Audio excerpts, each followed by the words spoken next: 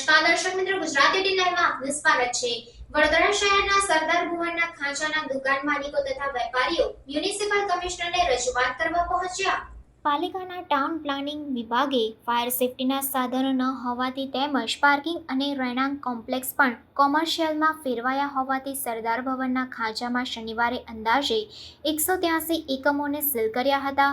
કપડાના શોરૂમ ધરાવતા વેપારીઓ દ્વારા મ્યુનિસિપલ કમિશનર, ફાયર વિભાગ અને વેપાર વિકાસ એસોસિએશન દ્વારા મીટિંગમાં નિર્ણય લેવાયો હતો કે નવી નીતિ નક્કી ન થાય ત્યાં સુધી નાના વેપારીઓને કોમ્પ્લેક્સ સિવાયની દુકાનો સામે કાર્યવાહી ન કરવી। જે મુજબ ટાઉન પ્લાનિંગ વિભાગ દ્વારા કામગીરી થઈ હોવાથી તેના અધિકારી સાથે દુકાનદારોએ વાત કરી હતી અને રવિવારે સવારે 11 વાગે સીલ ખોલી આપવાનું આશ્વાસન અપાયું હતું। જો કે સવારથી માલિકો દુકાન ખોલવા અધિકારીની રાહ જોતા હતા, પણ સીલ ખોલવા અધિકારીઓ આવ્યા ન હતા। ત્યારે સરદાર ભુવનના ખાંચાના દુકાન માલિકો તથા વેપારીઓ મ્યુનિસિપલ કમિશનર દિલીપ રાણાને રજૂઆત કરવા પાલિકામાં પહોંચ્યા હતા અને દિલીપ રાણાએ વેપારીઓને બાહેધરી આપી હતી કે ફાયર સુરક્ષાને લઈ નિયમ અનુસાર યોગ્ય કાર્યવાહી કર્યા બાદ કોર્પોરેશન તંત્ર દુકાનના સીલ હટાવશે અને આગામી દિવસોમાં ટ્રાફિક પોલીસ સાથે બેઠક કરી ટ્રાફિકની સમસ્યાઓ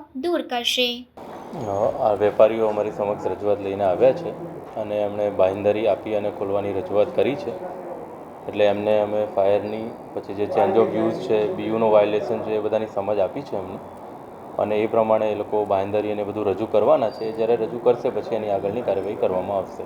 સરદાર ભવનના ખાંચામાં પાર્કિંગનો મુદ્દો મેઇન સમસ્યા છે, એ પણ એમની જોડે ચર્ચા થઈ છે। અમે પોલીસના બી એસીપી સાહેબને બોલાવ્યા છે ટ્રાફિક માટે અને ટ્રાફિક, બીયુ, પાર્કિંગ એ બધાના ઇસ્યુ એક સાથે ચર્ચા કરી એમની બાંહેધરી અને બધા વિગતો સામે આવે પછી એના પછી નિર્ણય લેવામાં આવશે।